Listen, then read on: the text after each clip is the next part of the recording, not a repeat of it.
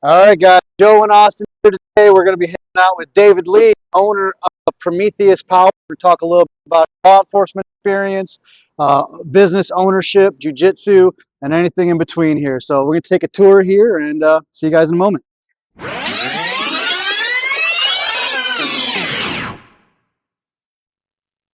Hey guys, Joe Bryant with Get to Know here, coming at you, not live, from my office and my company, Rise and Clean here. So we're getting started with this interview with David Lee here at Prometheus Power Roofing Solar Company.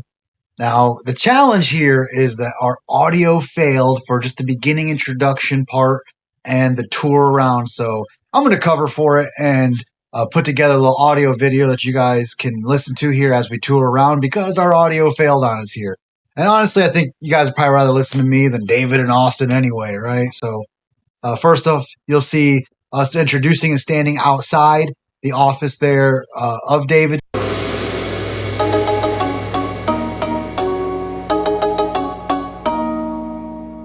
In Fort Worth. Awesome location, super cool spot. We do brief introduction. We're walking inside. Now, cut to footage of us walking inside. We look so cool, right? Well, at least I do. I don't know about these other guys. David's showing us around a little bit. You'll see he's pointing out a picture up on the wall, telling a little bit of story about his law enforcement background. We walk around a little bit. I made some hilarious jokes with some amazing commentary that we'll just never get to hear now. Lost due to technical issues, but bear with us.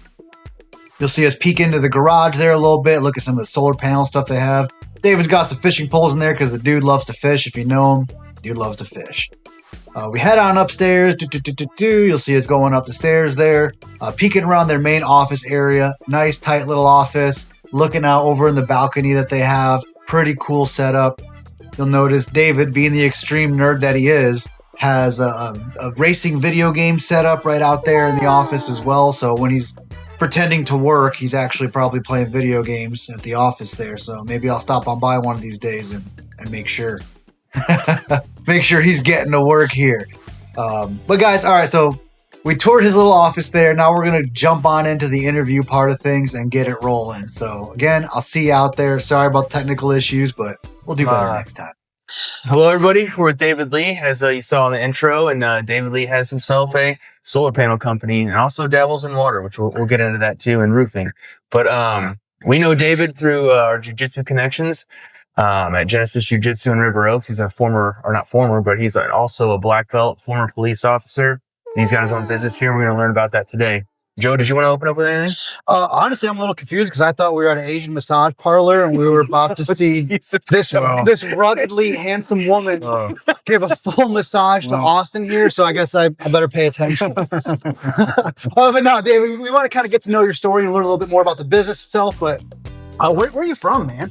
California, I think. California. So pretty much raised out in California my whole entire life. And Bay Area, actually. So grew up in Hayward area and then moved out to Central Valley where I went to high school and college. Graduated from Stanislaus in Turlock, California. And then after 9/11 happened, funny story, I actually signed up for OCS with my college degree, was going to go to the Marine Corps. Holy cow, really? Through a weird happenstance. I didn't pay $14 in library fees. So my transcripts from college never got sent to the Marine Corps recruiting office. And that paperwork never got to Washington, D.C., which prevented me from going to the Marine Corps as a lieutenant, or an officer candidate. As a Marine, I can tell you that they probably didn't really give a shit about your transcripts. But it was fast you could run, how many pull-ups you could Oh yeah, for sure. So the running fast part, I already told you, I don't want to run ever again.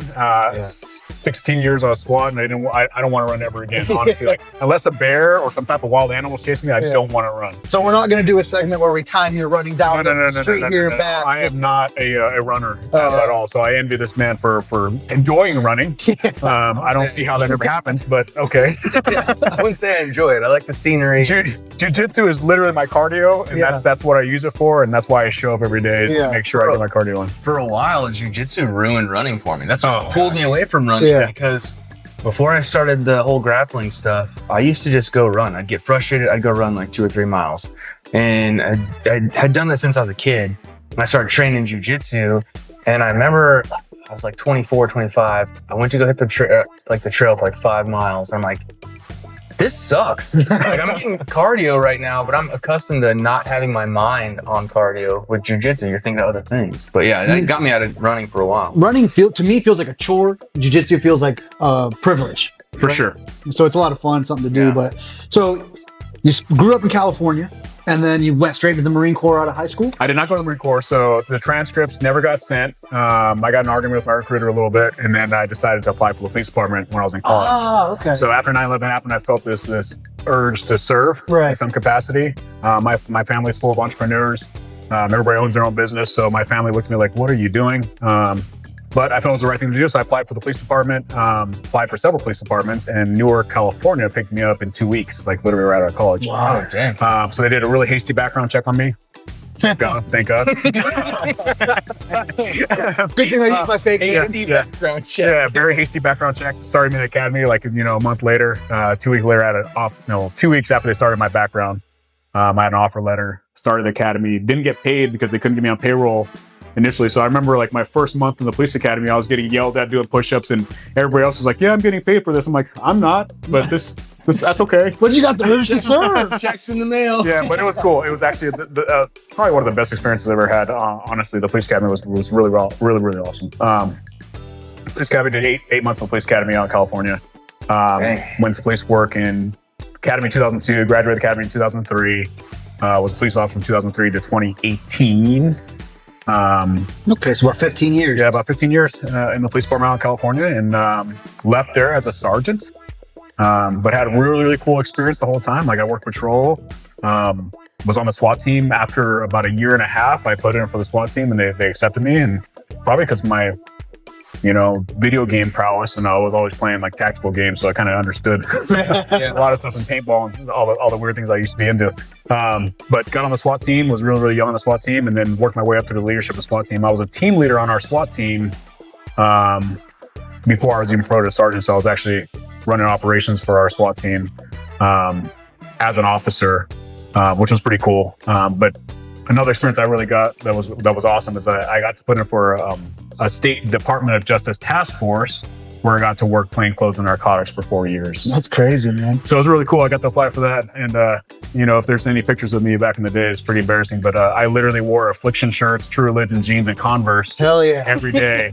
And was out there following people around, buying drugs. Just looking like a bit. Yeah, buying drugs. Living the life. It literally was like I look back now at the time, I didn't appreciate it as much, but it was probably the best 4 years of my career for sure in law enforcement. What's some of the craziest shit you saw in that capacity? Oh man, that you're willing if uncomfortable talking about. Cocaine's a hell of a drug. Okay, right? You see a lot of, and this was always one of those things that we had a running joke about. Is we would see these, absolutely stunning women, and the guy that we arrested was like. He looked like sloppy, right? He's fat, out of shape. Yeah. But it didn't matter if you had drugs and money. So we were always like, hey, why the wrong industry? This guy's got the most beautiful girlfriend in the world. We arrested him, and why is she with him? Oh, it's cocaine. Yeah. Cocaine is the answer. Drugs and money. That's where I went wrong. Takes notes. More cocaine. Got it. But yeah, pretty cool. I mean, it was a great experience. We worked on some pretty high profile cases. Some stuff that I don't know if I'm retired now, so I can talk about it. But we followed some drug dealers that were importing heroin, extracted into liquid form. They put it into rugs and shipped it from Afghanistan over to the United States in rugs, and then extracted it from the rugs. And it was a complete terrorist organization. That's network. Crazy.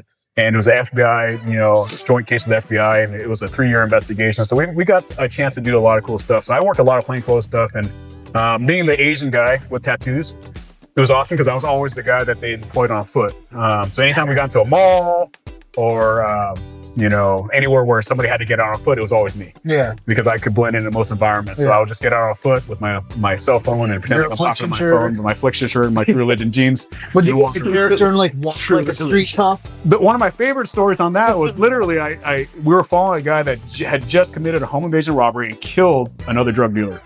And we had to follow him, and California Highway Patrol was basically ready to arrest the guy. We just had to identify the suspect. So the suspect had what they call in law enforcement salient characteristics and tattoos. So we had to positively ID him before they could take him into custody. And they gave me a list of tattoos that I need to identify. So we've been following this car that this guy's been driving for about, I don't know, 10, 15 miles. And he goes to the liquor store, and I'm driving at the time a Toyota Sienna minivan, gold in color. So it's a perfect car for an Asian man to hop out of, right? But the only thing is, like, the Asian man hopped out. I had a full scale, like, mohawk and everything, right? Hell yeah. I was going to ask, what hair were you sporting? Yeah, I had more hair than I have now, but I had a mohawk. I get out of the car and I walk in the liquor store and I buy a Red Bull, and I'm literally right behind the guy, and I have a full sleeve tattoo like I have now. And the guy has like some very prison-ish tattoos, right? Very black and white ink, and very poorly done. Yeah. But I had a couple IDs or tattoos I need to identify. So I'm standing right behind him in line, and I start, chatting him up like, "Hey man, I like your tattoos. What does that say?" And he has no idea that I'm a cop. Yeah. We're sitting there comparing tattoos, and meanwhile, I'm literally getting every single tattoo I need as he's showing them to me in the line at this liquor store. And I go, "Hey, nice to meet you, man. Stay safe." And then he goes, "You too." I walk out and go, "Hey, positive ID." We follow him for another mile or so, and we have like the cavalry that comes in. It's probably like, I don't know. Obviously, he's wanted for murder. Yeah. So we had like 17 police cars. They shut down the freeway.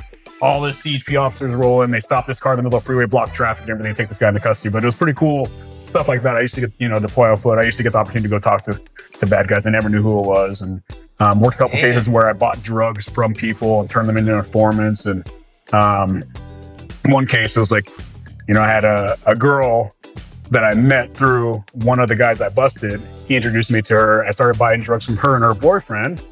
And we met like probably 3 or 4 times where I would just hop in their 4Runner in a parking lot, buy drugs from them. And then in the meantime, we're working up this case where we're identifying where their source was. So we'd follow them to find out where they were getting the drugs from, right? So we had all this stuff identified. Once I got all this case solidified and I got the warrants for these two and their dealer, we had them arrested, and I have to stay out of it because they don't want to reveal that I'm the undercover at the end. But they get these two into custody, the girlfriend and the boyfriend. They get them into custody, take them out to the police station, and they're adamant, like, "I don't know what you're doing here. You can't possibly have a search warrant for us. You guys have the wrong people." Yeah. They're Very screaming. They're absolutely like arguing with the officers that you have the wrong people. And then they're sitting in the interview room, and I put the badge on my neck and I bring my file folder out. Oh my. And I walk in, I lay the folder down on the desk, and they're like this. Oh, fuck. So game over at that point in time. So it's just cool to do stuff like that. Yeah. Very, very cool experience. It's like a movie. Yeah, it was awesome. Not so much like a movie. A lot of the stuff is paperwork. The stuff you don't see in movies is like, for every hour of fun you have about 20 hours of paperwork that goes with it. So when you walked in and had your badge on, they saw you, they just have like a look of betrayal. Oh, look of betrayal, look of disgust. Did you have your mohawk slicked down like all Oh man, it was great. Those are some of the greatest times, I'm telling you. Like it was probably the most fun. I mean, I got to go to raves. Paid on taxpayer dollars. Yes. And buy drugs at raves. Hell yeah. So I literally go out there and dance with girls and ask them who their drug supplier was. Work. And then they would point me in the direction of, who the drug supplier was. They're dating. Yeah. One guy literally, I was at a rave, right? So everybody was on ecstasy. And they had gloves on. They're dancing with these finger gloves and finger lights. Like this guy was like, I'm pretending to be like on drugs and he's touching my face. I'm like, oh my God, like this guy's just touching me. It's like all kinds of weird, right? Yeah. And then we get assigned a close cover officer that's supposed to protect me. Yeah. I'm Asian. He shows up. He's white. Doesn't look anything like me. He's got this flat bill hat. He's wearing like this long skater t-shirt and skater jeans. The guy that's performing this dance show, just about to sell me drugs, looks at him and he goes, "Oh, hell no," and starts running. And I'm like, "Oh man, he blew my cover. I got this freaking face massage for nothing, dude." So we couldn't arrest the guy until. I mean, you got a free face massage out of the deal. Got this light show for free, right? But it was a weird because I was like, dude, he was touching my face, rubbing my neck. Yeah. Oh yeah, this is totally normal. Yeah, on ecstasy, that's perfully normal apparently. But yeah, it was crazy. Lord knows what to do is handling moments before he God. touches his face there. But yeah, you see some pretty wild stuff. Those raves are for parents out there. Keep your kids away from these raves because I've seen some pretty bad stuff happen at these raves with kids that are like 17, 18, and oh Jesus, stay away from that stuff. Don't let them go. Yeah, Okay? unsolicited face massages. Yeah. I mean, There's a lot more massaging than that going on. So say that. You did that. So you did the police work for 16 years, 18 years? For about 15, a little over 15 years. So just under 16 years, I did police work. You I walked left away from that. Yep, I left the task force, promoted to sergeant, worked as a patrol sergeant for a while. They promoted me to a detective sergeant where I ran our in-house inner city street crimes team where we did narcotics and gangs. Budget cuts happen. Budget cuts do happen in public service as well. So they took all my detectives and put them back on patrol. And then they said, hey, look, we're going to, temporarily reassign you to admin. They put me in admin for a little bit and I hated it. So obviously admin's off. You're not on the street. Not on the street. No more face massage. Office job. So you're doing 20 hours of paperwork for 0 hours of fun. It was 40 hours of paperwork.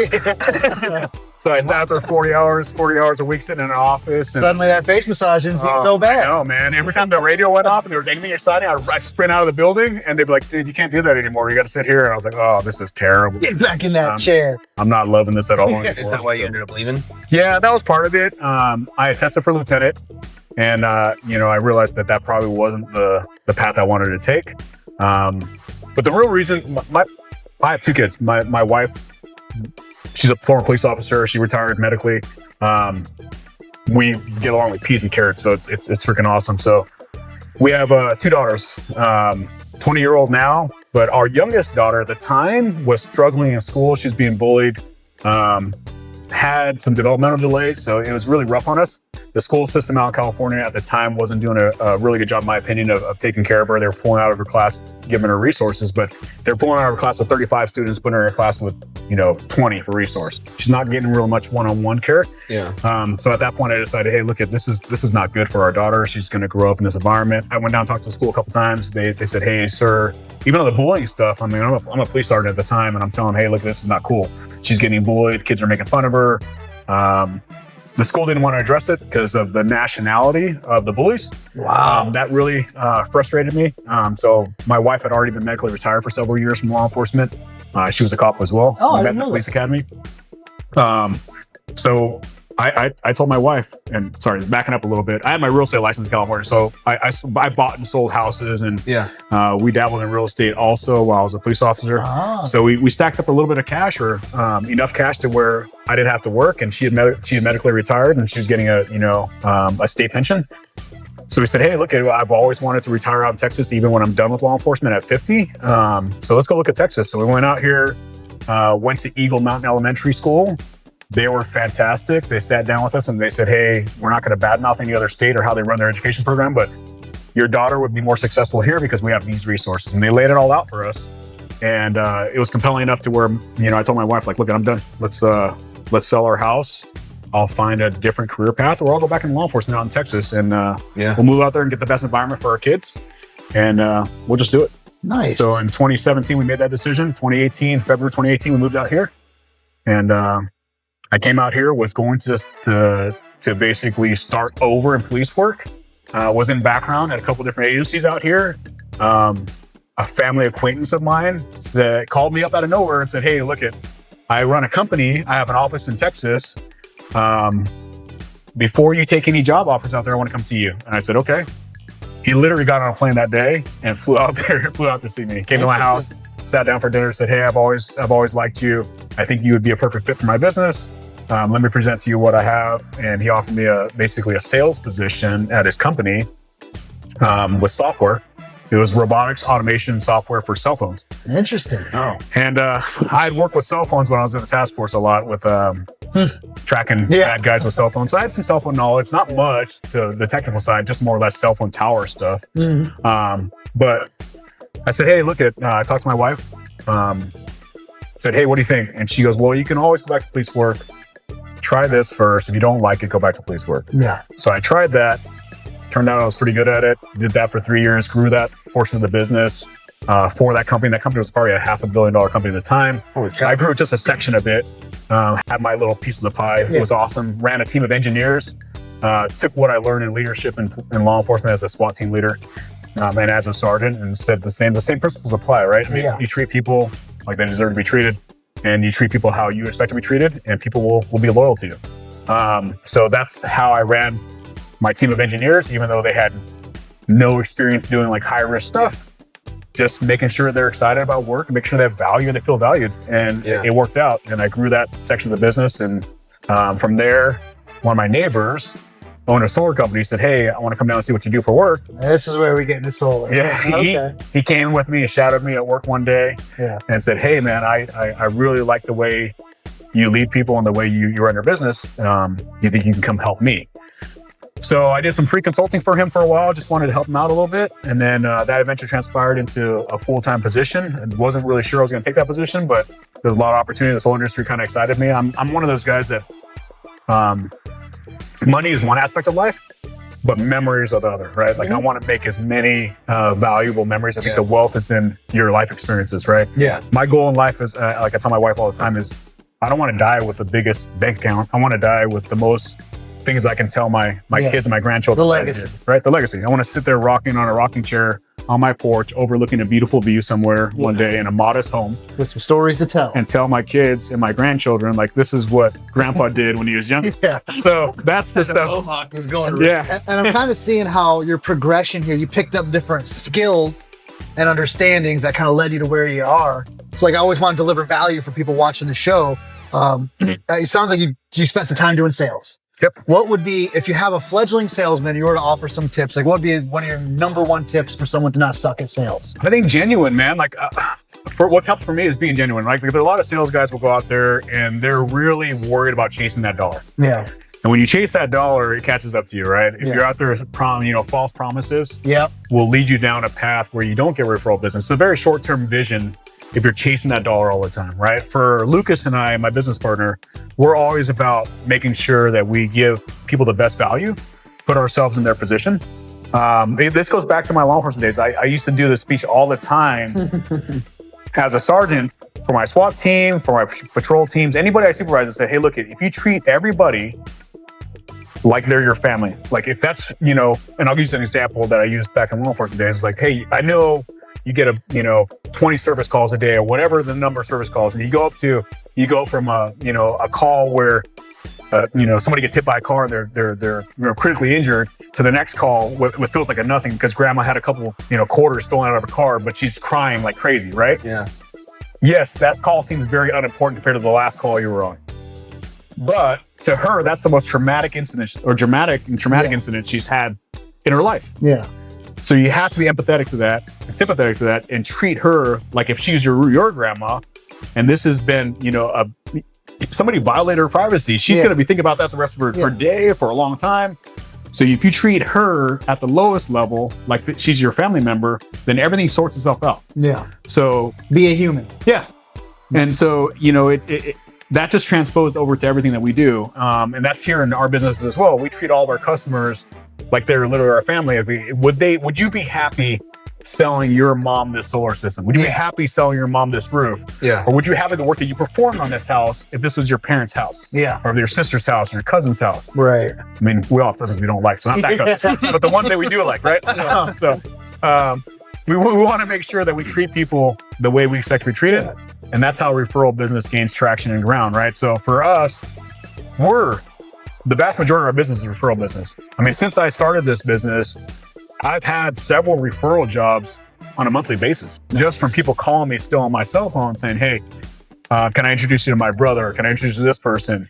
Can you help this person out? So, and it's been like that since I got in the solar industry because of how we take care of our customers. You have a history of treating people well. I love it. I think that's the way to build long-term business, is build long-term value, is to make sure, that you treat people right. Yep. And that you create that value in that referral partnership and that referral network.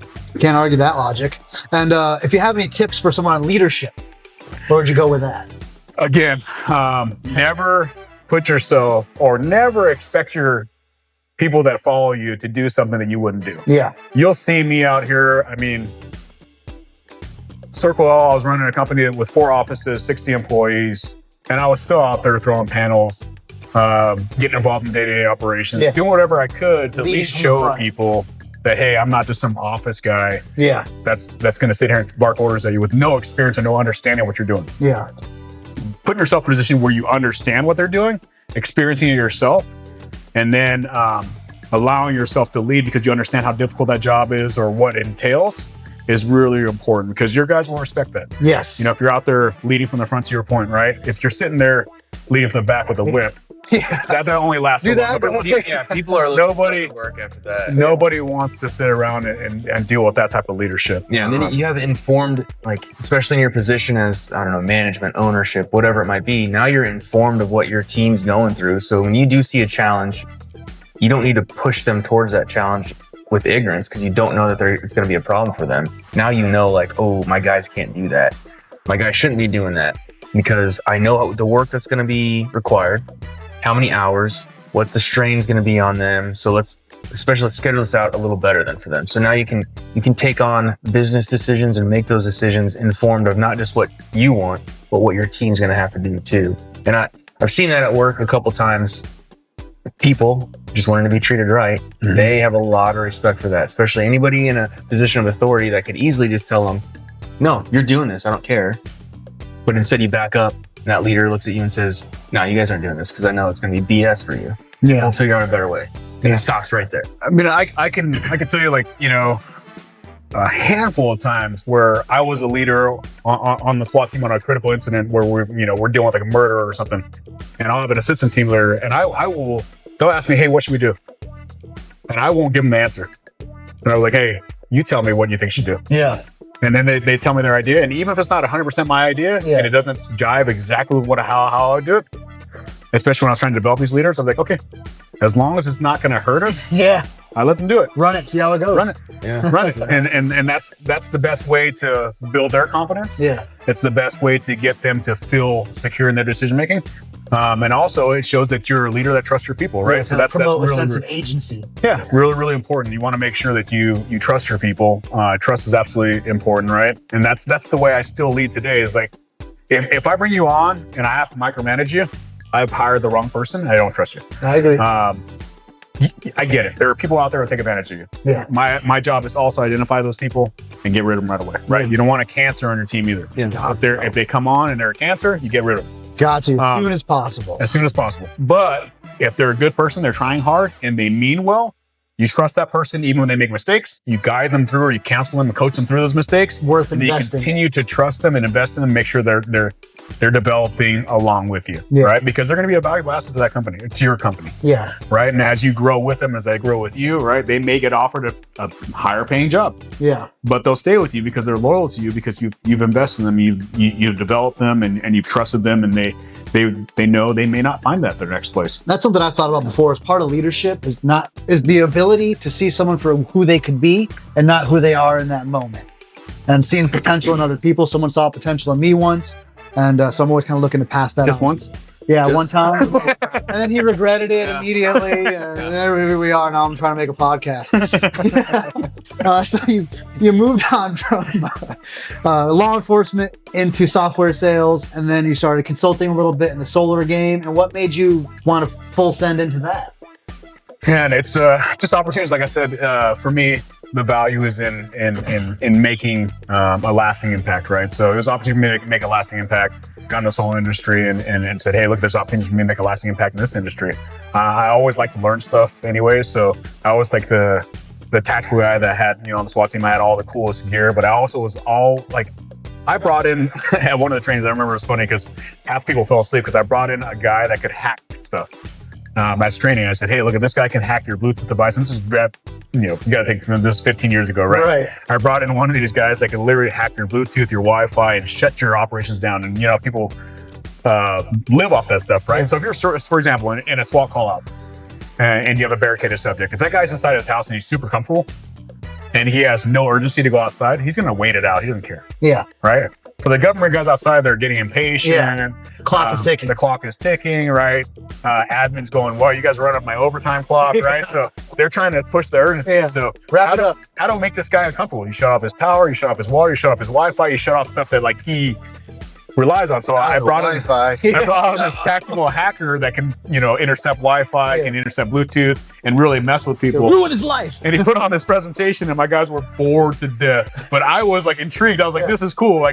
He was talking about making a honed in device at the time with a freaking pink Pringles can where you can use that as a telescope to grab the Wi-Fi signal and intercept it. And I was like, this stuff's like intriguing to me. The rest of the SWAT guys were all like, "Where's the guns and ammo? Where were you just want to kick doors in, break stuff?" But I was like, "Man, this is cool. Like, you can take this guy's cell phone signal. You can intercept what his pretty cool. But yeah, I've always been like really intrigued with like weird stuff like that, and I think that's what kind of inspired me to go down the software path.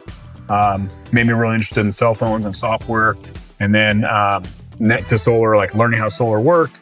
So the technology side appeals to you to a degree. For sure. I was using, I mean, today, like everyone uses drones and stuff, but back in the day, like I was the one that was trying to build a freaking RC car with a camera on, like GoPro on, and trying to basically drive that into a house before I sent my guys in.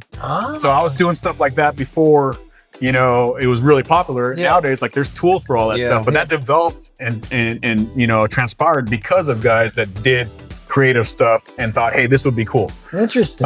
So I've always been kind of a think outside of the box person. And just because I'm a curious by nature, to your point, and I want to go out there and I want to find the best solution, or if I can take different things, different nuggets from my past and integrate them. Yeah, I see that. You know what I mean? Pattern emerging in your story. Then you can, try to find a way to be successful in those paths, right? So seems like your interesting range of career choices in the past have culminated to equip you well for what you're doing now.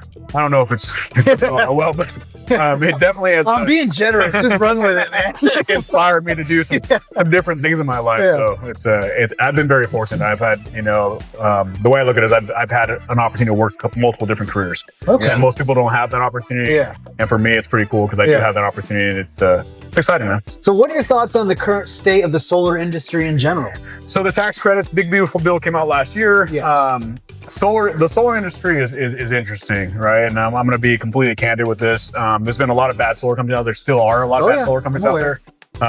They use that heavily incentivized tax credit. It was 30% to basically inflate the price and then charge the customer more. And it wasn't the best fit. I'm actually kind of glad the tax credit went away. It's hurt my business because people that are aware of it will say, well, I don't want to pay for it now because of the tax credit. But solar's got great value. That tax credit allowed the scammers in the industry to inflate that price, make more money. But now that that's kind of leveled out and it's slowly starting to level out because it's only been a few months of it, I think we're gonna see solar in Texas, especially as utility rates rise, be what it's supposed to be, a value proposition for our customers, right?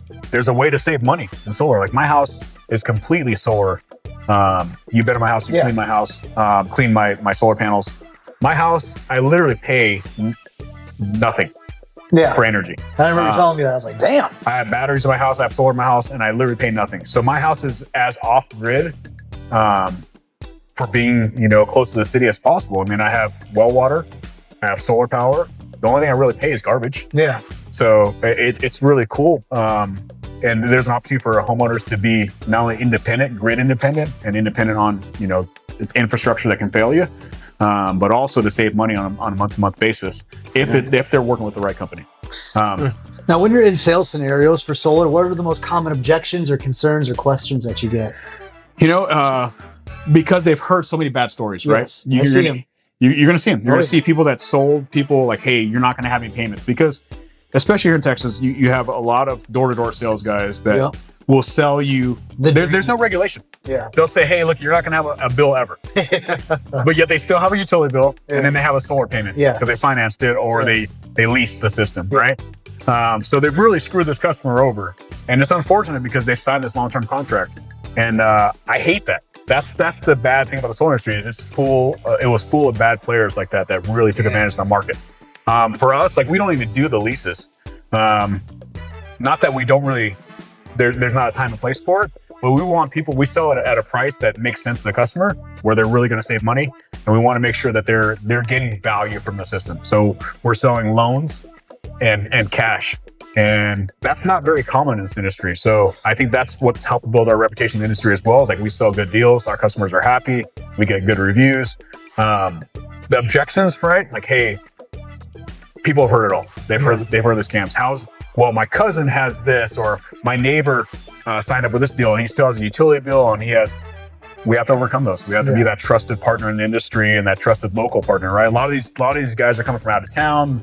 they're coming from Utah or wherever, and they're selling a bunch of bad deals, and then they're leaving. You never see that company again. Yeah, right? same in the roofing industry. Yeah, the roofing industry is the same way, right? They're chasing that dollar and then they're gone. Yeah. For us, we want to be that local presence. We're actually picking up a lot more service contracts where we're these companies that have either gone out of business or abandoned their customers.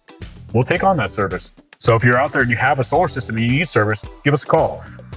We even sell extended warranties now, and we're partnered with a company that actually allows us to sell warranties. We can take over, we can inspect your system, get you on a warranty plan where you have a lifetime warranty on your solar. Interesting. Where they'll pay us to go fix your solar if it goes down. So that's the value that we're bringing our customers. Actually, that's a nice little niche to scoop up there. For sure. We want that business. We want people to trust the solar industry because for me, trust me, I used to get my door knocked all the time. Yeah. I used to hate solar sales. Not as bad as I hated the Kirby vacuum sales guys, but I did not like the solar sales guys. I sold Kirby's when I was younger. Yeah. Oh, that's right. It was only a few months. And Short story on that, I had a Kirby vacuum sales guy when I was living in Dublin, California.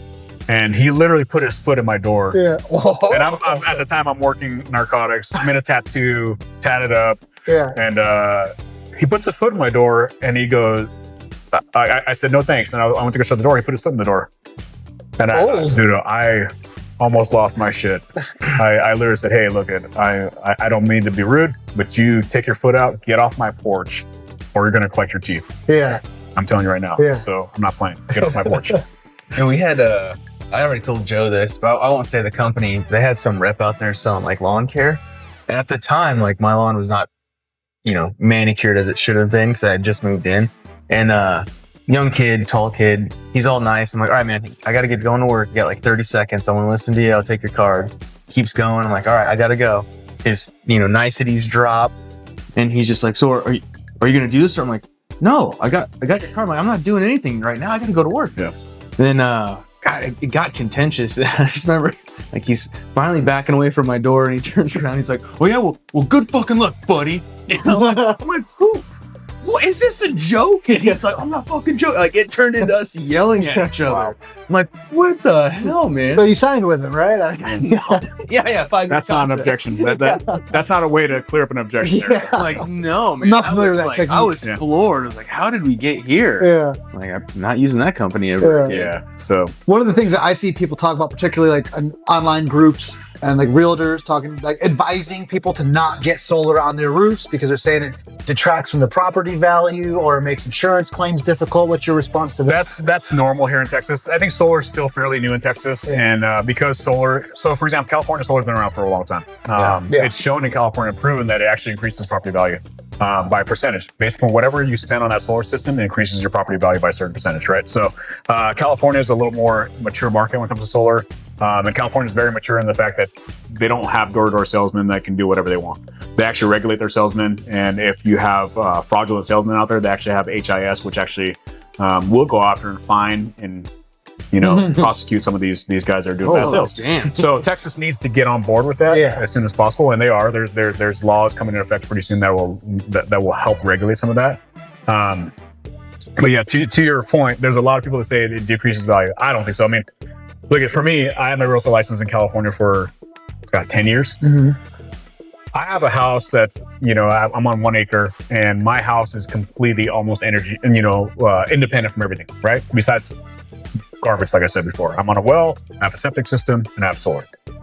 If you're looking for that lifestyle, or if you're looking for a country home, and I'm listing that property, I would advertise like you're completely self-sustained. Yeah. In a power outage, it doesn't matter what, you're self-sustained. And you're not going to have an electricity bill ever. Who doesn't want to buy that? How does that not get your home? I mean, how does that not? I mean, it's appealing. Some people, you guys tell me, like, if I told you that and you were looking for a house to buy, what would you say? No, like this solar covers 140% of your energy usage. Yeah. So not only is it 100%, there's 40% extra. Yeah. And for the rainy days, and you're going to have all this energy storage, and you're never going to have to rely on the grid, and no utility bill, especially as utility bills continue to rise. When I first moved here in 2018, it was funny because I went from California at 37 cents a kilowatt hour to here, and I bought my house, and it was 3 cents plus delivery, so it was like 7 cents all in. I was like, girls, my girls, my wife and my kids, I said, leave the lights on, I don't care. My bill was like $100 a month. I was used to paying $300 for not like worrying about turning my heater on in California. So I was like, you guys can run every light you want. I don't even care. Like, plug this into the neighbor's house, actually. Let them use our power. That's baller status right there. Like, leave all the lights leave on. all the lights on. I don't even care. Like, turn that TV on. I don't even want to watch leave it. the TV running. I don't care. Like, you want to leave the blow dryer running? Go for it. Yeah. So as someone who has an experience in solar and roofing, something I used to deal with in the roofing business during inspections was the protrusions from the roofs and then how they would interact with insurance claims, like storm damage claims, etc. I know some adjusters would kind of give some guff about like detach and resets or whatever. How have you guys dealt with that? So our detach and resets are completely different. Like, look at, I've written, being in the roof industry, you work with Allstate before State. Oh God, yeah. And they're probably what would you say about them? Are they the strictest to pay? They're one of the worst. I've participated in lawsuits against Allstate and State Farm. And State Farm? Yeah, and State Farm. I just had an Allstate claim literally last week that I finished out. I wrote them an itemized estimate on what it would cost for my detach and reset and why. I literally explained it line by line. Yeah. What materials I was going to use, that I have a licensed electrician and I'm certified in Tesla, Enphase, Franklin. I listed all the certifications, said we have a licensed journeyman electrician on site for every single detach and reset. And this is why we charge this much money. That went over to Allstate. They didn't even they didn't even reply to me. They said approved. That's it. They sent it through. It was a great value for the customer because I upgraded his system from regular mounts up to, the most modern solar foot mount that we could find that's guaranteed. Like I said, when I touch something, I don't want to come back. My customer, the first thing he noticed when I went to go reattach his system was like, dude, those mounts are awesome. They look way better than the ones I had before. I said, yeah, because they are. And I told him the same thing. I said, hey, sir, I don't want to touch your solar system ever again. I want your system to be running for you for the rest of its lifespan and you not to call me for this. I want you to call me when you need a new roof or when you have a referral or when you want to have a beer, you want to go fishing. Call me for those things. Yeah. But don't call me because your solar system has an issue, or don't call me because your roof's leaking because of solar, because it's not going to happen. I like that you turn what is usually a challenge for a lot of roofers into an opportunity to provide additional value for your clients while also upselling to a degree, I assume. Yeah, and it's all covered. I mean, I can go cheaper and make more profit, right? I can buy cheap materials. I can write all this stuff, get approved by Allstate, and buy the cheapest materials. But guess what? That doesn't help anybody. Yeah. No. Right? I write this estimate and get approval, and I'm going to spend that money to make sure the customer's happy, to make sure I'm not dealing with that system, and to also make sure that I get that referral business down the road, right? It's almost like you mean what you say when you tell them you don't want to come back. I don't. Dinner. I don't. And literally that customer was like, hey, when are we going fishing? I was like, hey, we're going fishing soon. As a business owner, nobody wants callbacks. Yeah. Nobody wants callbacks. Man, they're miserable. Yeah. So, I mean, that's the way it is. I mean, and being from the solar side of things, predominantly solar, I do roofing. I personally have built, probably 40, 50 roofs at this point in time. And I've only been in the roofing industry for about 2.5 years. Wow. Dang. But I mean, I like that side of it too, right? Compared to solar, like that's much easier problem to solve for me. I'm actually starting a big project. One of my customers is so happy with the work that we did. He asked me to build an RV garage for him. Nice. And I've never really GC'd a full project from end to end, but I have all the So you're doing the building. I'm building the whole thing. So I'm building a 20 by 60 RV garage, and that'll be starting next week. Heck. And then I have all the connections for it. So my crews are going down with me to New Braunfels to build an RV garage. Nice. And it's going to be beautiful because his primary house has a standing seam. I built his roof, and that's where he really kind of established a relationship with me. He's a surgeon, a brain surgeon, and he's much smarter than I am. How we got along intellectually, I don't know, because he's leaps and bounds above me. But yeah, I built him a beautiful 24 gauge standing seam roof, and we put solar and batteries on top, solar on top, and then batteries on the side of his house. And he absolutely loves this now. So when he was deciding to build his RV garage, he's like, "Hey, David, can you come down here and check this out? I think you can do it." I looked at it, I said, "Yeah, no problem. I'll do it." So I'm going to go down there and GC this whole entire RV garage, 20 by 60, and it's going to be beautiful. Have the same matching standing seam, 24 gauge standing seam roof.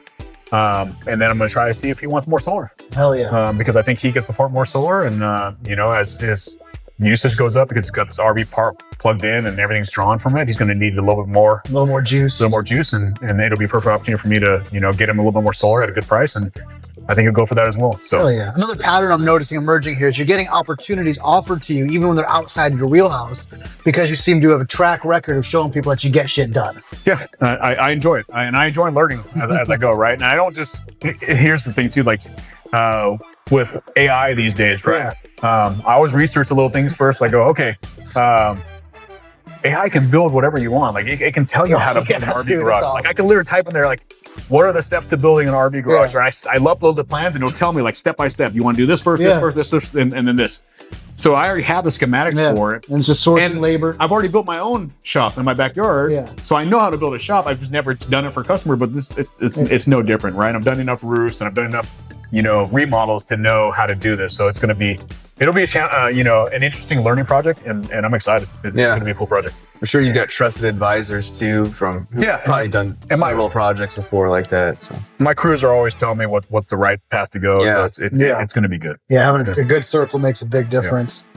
And then should we shift into a little jiu-jitsu talk? You got 3 black belts here. I figured the jiu-jitsu talk is inevitable. When'd you get into jiu-jitsu, man? So listening to Jocko on this podcast, right? As a police officer, I was listening to Jocko religiously. I want to say that I probably listened to the first 60 episodes of Jocko Willink unbroken. Like literally on my daily drive, my daily commute to work and police work, I listened to every single episode from 1 through 60. And there's a lot of jiu-jitsu talk on there, right? I mean, obviously he's a big jiu-jitsu guy. But the one thing that really kind of gravitated, what I gravitated towards was the female and male dynamics, right? They're saying, hey, I think Jocko said something to the point of, if a 100-pound female goes up and punches a 250-pound man, what's it going to do besides piss him off? Yeah. But if she's trained in jiu-jitsu, she can at least choke him, strangle him. Less likely to die in the altercation. Has a better fighting chance, right? So having 2 daughters, I said, hey, as a police officer, I knew the statistics too of sexual assault. I said, hey, 1 out of every 4 girls gets in some type of sexual assault environment in her lifespan. And I was like, man, that's 25%. Like I have 2 girls, their opportunity or their chances of that happening is really, really high. So I need to train these girls in something that, is going to help them. At the time, I had a neck injury and a back injury from police work. I didn't know that I could do it. I wrestled in high school a little bit, wasn't very good at it, but I was like, let's take my girls in there and put them in jiu-jitsu. Okay. So I took them down to Guerrilla Jiu-Jitsu. Dave Camarillo is a jiu-jitsu instructor. He at one point in time had the best UFC fighters. Cain Velasquez came out of his camp. Josh Koscheck. So he was really, really well known. Went to his gym, took my girls in, and the girls got involved immediately. Well, I was sitting there watching my girls train. One of the coaches came up to me and said, why aren't you training? Because they had adult class. Good question. Same time as the kids class. And I said, good question. I don't think my back and my neck can support it. And he goes, I think it can. You're still doing police work. Looks all right to me. You're still doing police work, right? I was like, yeah. And he goes, why don't you try it out? And if it hurts, don't do it. I said, okay. So I signed up for a class, and their on-ramp program is like you have to do a private lesson before you get in. But it's part of the signing on process. So I did a private lesson. Wasn't very much different than what I've done in the past. I did a little kickboxing in the past, and then did some wrestling, and then I was a defensive tactics instructor for a department as well. One thing you'll learn about me is I also have a very addictive personality. So it was the same with CrossFit. When I got into CrossFit, like I literally trained CrossFit every day until I couldn't. Something broke. Yeah. That's right. So I get obsessed with things pretty easy. So as soon as I find something I like, so the minute I started jiu-jitsu, I walk into the gym, I do this crowd class, and I enjoy it. And then I go to a real class, and Dave Camarillo, the instructor, he's watching me move around a little bit, and we do our drilling like we normally do in jiu-jitsu, and then it's time for rounds. He assigns me to Gino, still a friend of mine. I think he moved to the Philippines now, but he was a brown belt at the time. Gino walked in one day, and I'm what I think is some badass SWAT sergeant, right? Yeah. At the time, I was lifting a lot. Probably about 200 pounds. And I see this guy walk in, and he literally looked like he had shoulder length hair and a ponytail. Yeah. Shirt was tucked in, his pants were pulled up like halfway up his stomach. I mean, you're like, I got this nerd. I was like, oh man, this guy's a dork, right? And he walks in and he gets dressed, and I didn't know what the belts even stood for, right? He puts his white gi on because it's very traditional gym. He's got this brown belt. I'm like, oh, it's brown. I don't know what that means. Whatever. Right? And comes to rounds, and Dave goes, hey, David Lee, go with Gino. And I'm like, okay, like I'm gonna mop this dude up. I wrestled a little bit, right? Dude, that guy simulated murder on me about 16 times in 5 minutes. And I was the most humbled human being on the planet at the time, right? And we've all experienced this. But I literally was like, oh my God, what kind of voodoo magic did this guy do to me? He weighs about 135 pounds with his gi on, and he literally destroyed me like it was nobody's business. And I thought to myself, like in my mind, I'm like, I'm a police sergeant, and I think I'm pretty tough. And if I encountered this dude on the street, I would have just like, I'm dead. Yeah, I would have taken him into custody or tried to take him into custody by myself, right? Like humiliated. Would have got destroyed. Yeah. And I go, how do I avoid that? Yeah. So I got locked in, man. I literally More trained. Yep. I signed up that day. I said, I don't care if it hurts. I'm doing it. So I literally started training, and I became that guy. I didn't miss a class. It got to the point where I was obsessed with it, where my wife would want to take vacation. I'm like, I'm only going on vacation if there's a place where I can train there. And she was like, this is crazy. Like, you shouldn't be training. She goes, this is an obsession, right? And I was training. Can't stop wrestling, man. I was training twice a day. Like, I was literally doing 2 classes a day, 6 days a week. Yeah. But I wanted to get to the point where I wasn't getting strangled by Gino. Yeah. Thank you, Gino. Like literally, he changed my life, right? And about 6 months later, I was like, okay, I think I can hold my own. Gino went from strangling me 16 times to about 2. Yeah. I was like, I'm getting better. This is awesome. Yeah. And from that point on, I train as much as I can, literally. And I still train 6 days a week now. And even with bad knees and neck surgery, post-neck surgery, I still train. So when did you get to Genesis River Oaks then? So I've been training jiu-jitsu since 2017. I went over to Genesis River Oaks. I moved here in February of 2018. I walked in as a white belt, 3-stripe white belt over at Genesis. Pretty funny because like one of my first classes, Jason, who's the instructor over at Morning Class. Jason is awesome.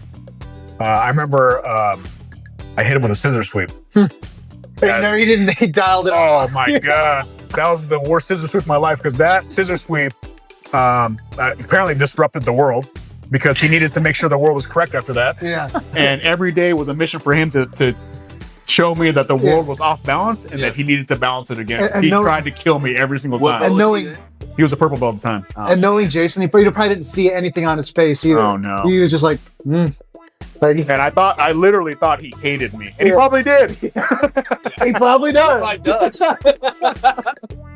So and I have felt like everybody tried to kill me. But I got Jason, I came to his class, started going to morning class. Jason actually gave me my blue belt, not too much after that. I think he figured that scissor sweep earned me a blue belt. And some beat downs. Yeah, a lot of beat downs, but I got my blue belt from Jason, and Jason and I have been really good friends ever since. So it's been awesome. And that was pretty much like the beginning of my career path, or my jiu-jitsu journey here. Genesis has been awesome. They accepted me, and some gyms are really weird about accepting outsiders. Yep. Yes. Genesis wasn't like that. I remember actually the phone call with Bert. I had called to basically figure out which gym I wanted to go to. There wasn't very many options when I first moved here. There was Genesis Hazel. There was some place in Hazlitt that was like 10 minutes away.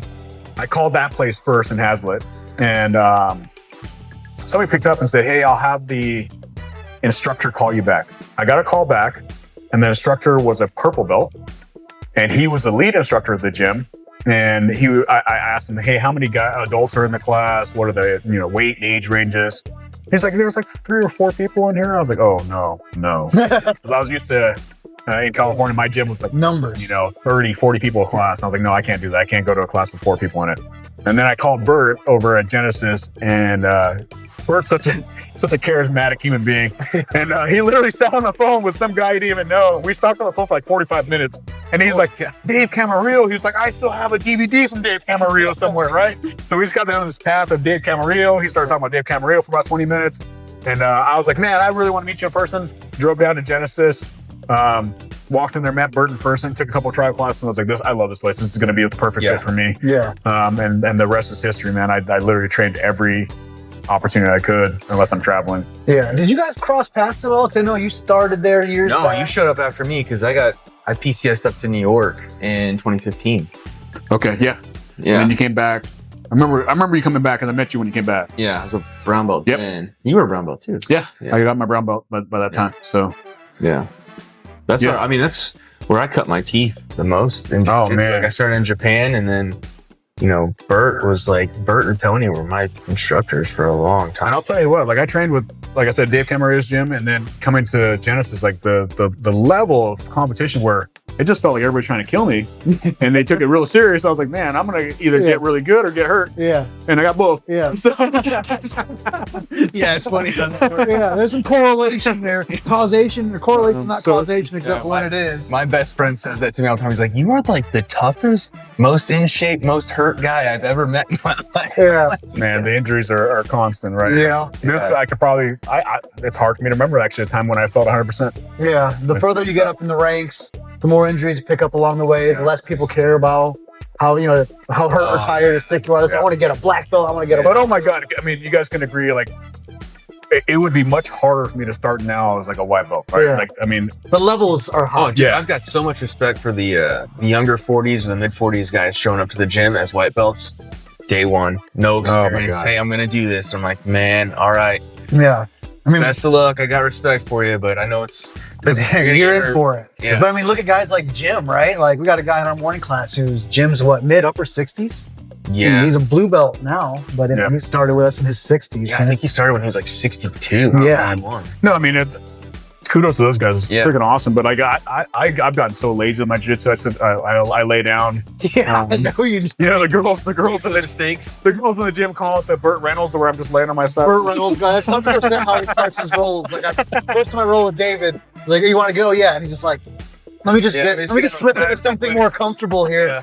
A little art of seduction. Yeah. You know what I mean? You want to make sure you lull them into a sense of security. Yeah. So yeah. And then he beat me up immediately afterwards. And before that, I was against the whole Asian hate thing. Now I'm like, I kind of get it. I deserve it. Now, David's always been a fun role. He's always whooped me up a lot. I remember one time I did grab a toe hold on you, and you would not tap.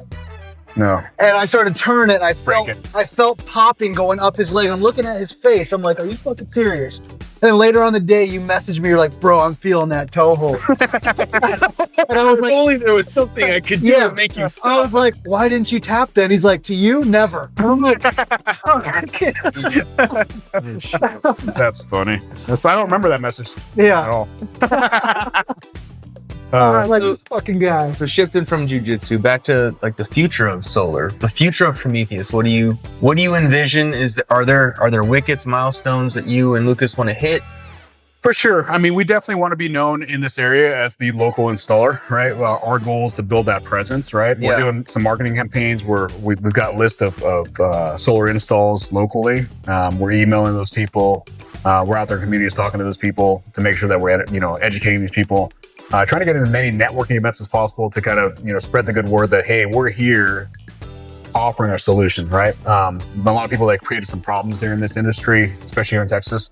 We want to be that solution. We want to offer those long-term extended warranties, and they're really actually cost-effective. Depending on your solar system size, but we can get it to where it's cost-effective, where you can buy a lifetime warranty on your existing solar system, and it can be taken care of with no worries. Yeah. So we have the solutions. So we want to bring those solutions to the people here. And we also want to generate new business, right? So, man, I worked at a solar company where we had, 4 offices and 60 staff members. I want to keep it small. I want to keep it to where I can touch every single project. I want lean. Yeah. I enjoy talking to people. I enjoy talking to customers. I enjoy the referrals. I enjoy, I love it when my customers call me and say, hey, look, my solar system is kicking ass, and I want to introduce you to my neighbor. He's ready. Yeah. Those are the calls that I value the most. Like, those are really, really important to me. So I want to be as involved in that as possible. And my 20-year-old graduates college in basically 6 months. So when she's done, I told her she's got to go work a corporate job. And after she's done with the corporate job for several years and understands how corporate works, who knows? I mean, she may be running this company in a few years. I definitely want to work forever, but at the same time, I would love to be an advisor. As this company continues to grow and has its presence, if she wants to run the company and do that, that'd be great. If not, we'll find somebody that we feel fits the part and can do it. Or Lucas and I can do this forever. I mean, honestly, it's we enjoy it. So I don't wake up and hate my job. Yeah. I don't have misery of driving to work going, oh my God, another day at work. I enjoy going to work. Yeah. I enjoy it. My daily routine is pretty simple. I wake up, I go to Jiu-Jitsu in the morning. Burt Reynolds guard. Yeah, Burt Reynolds. I pull the Burt Reynolds a lot. And then I go to the gym, work out, and then I come to the office. And, you know, I go out and meet with customers. I go do, you know, site checks and talk to my electricians, and everything we do is, you know, I have my handprint on it. So it's another question about the solar industry itself. I know one of the criticisms solar often receives is the challenge to recycle the materials from old panels. What are your thoughts on that? So a lot of these panels are still usable. I mean, there are not going to be very many solar systems that have reached that 25-year mark. These are 25-year products. So a lot of people that want to upgrade to old panels, we can find a way. Like, I'll take those and I'll reuse them. I'll find somebody that I can donate a solar system to. We do a lot of charity projects, for example, right? Refuge for Women up North Texas. They got new panels, but that would be an easy case for me to use used panels on their house. It still produces.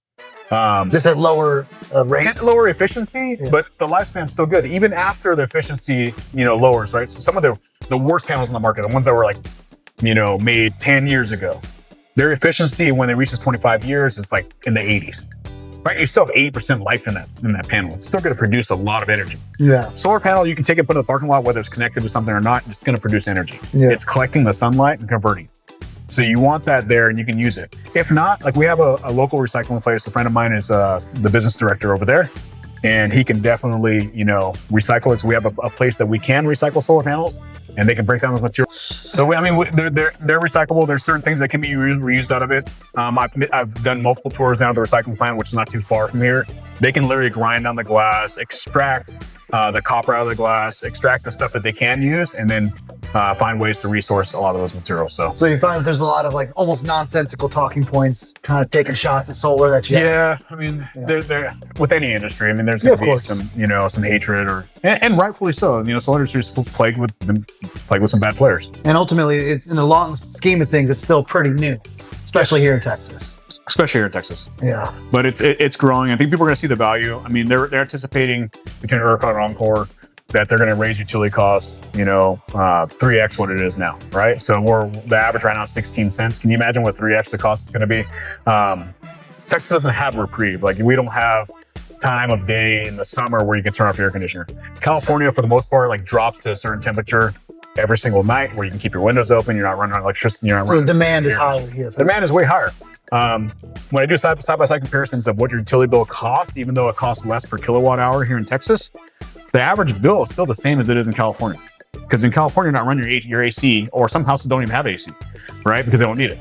But here, like, in the summertime, can you imagine, like, I know there's people out here without AC, and kudos to them, but most people are running their ACs nonstop. Yeah. The HVAC business is booming out here because those units are getting maxed out at their usage, right? Yeah. Because you don't have a choice. And then we have true winters too, where it's cold. You have to have your heater on the whole time. So you get a lot of energy usage. So even though the price per kilowatt hour is less, you're using way more electricity, right? Yeah. So here in Texas, if that price per kilowatt hour doubles or triples, people are gonna be hurt. And they're going to need a solution. Yeah. And solar is a viable solution until nuclear comes into play, right? Yeah. Solar is the fastest way to instantly get electrical generation at an affordable cost. Like nuclear, I mean, you're talking about permit costs and development costs that are, you know, astronomical just to get to the point where it produces energy. I mean, before we get even like nuclear facilities to add onto the grid here, we're talking 5-10 years down the road. Yeah. But solar, the fastest path. You can sign a contract today, get solar in your house 30 days from now or less. Yeah. And now you can be generating your own energy. You're basically using your roof space or, you know, your property, ground array or whatever, as a power plant. And you can make your own power. Heck yeah. So cool. And then on the note of combining Prometheus and Jiu-Jitsu, David gifted Austin and I Jiu-Jitsu rash guards with the Prometheus logo on it. So I can't wait to sweat on somebody's face wearing this guy right here. Look at that thing. Someone's getting mother's milk with this. Yes. For sure. 100%. Give him the snap of approval on the face. Leche de madre. And we got the t-shirt here as well. Yeah, something to wear on the streets because I don't want Joe wearing his rash guard out in the street. You know what I mean? He's been doing that too much. I'll go full John Donner. Yeah, John Donner gets away with it. It's kind of weird. I mean, he's a trendsetter, right? People that don't know him are looking at him like, yeah, what are these guys talking about here? And another funny side story with David here in terms of business. David referred my company to a buddy of his, and for some services for window cleaning, some other stuff, I think. And we were talking about how to keep the budget tight. And I told him, I was like, I will give you a 10% discount if you commit to reaching out to David and telling him that he has small feminine hands. I did put that in the agreement. Did he do it? He did. Josh is a man of honor, so he followed through on this request. And yes, I sacrificed 10% profit just to be able to talk a little shit to this guy through a third party. Did you time that right? Like right about the time that you stopped coming to Genesis River Oaks to train in the morning? I think it was. We'll go with that, but I think that sounds good. But I think it was a while after I've been trying to focus more on growing the morning. I'm sure. program I'm training. sure. I'm Yeah. sure. I'm gonna make a visit to River or Like we said, Finally, dude. don't say a word to anybody. Just come. But I'm coming in there with Google Translate. I'm gonna literally have it on, preset. Yeah. I don't speak English. I'm here to train, looking for rounds. But this is my first day. It's my first day. I'll wear a white belt in there, and I'm gonna talk to everybody through Google Translate. We're gonna see from lands. Yeah, we're gonna see you pull in and turn the lights out real quick. Yeah. Yeah. Before we wrap up, Austin, anything else you wanted to bring up, close up, anything at all? No, thanks for having us, man. Thank you. This is a really awesome spot, and even if you guys aren't, well, hopefully you come over here and talk to them about solar. But this new area, I haven't seen this before in a while. This is all new up here. It looks pretty cool to come hang out and maybe get a tattoo. Get a tattoo of a solar panel over here, I guess. I don't know. But thanks, David, for having us. Yes, thank you guys. And if you guys find yourselves curious about solar here in Texas, this is the guy to talk to, David Lee, Prometheus Power. More than happy to send you his information if you need it. So, David, definitely appreciate you having us out, man. A lot of fun. Awesome. Well, thanks, guys. Thanks, I appreciate you guys stopping by. Of course, brother. That was a lot of fun. We'll see y'all.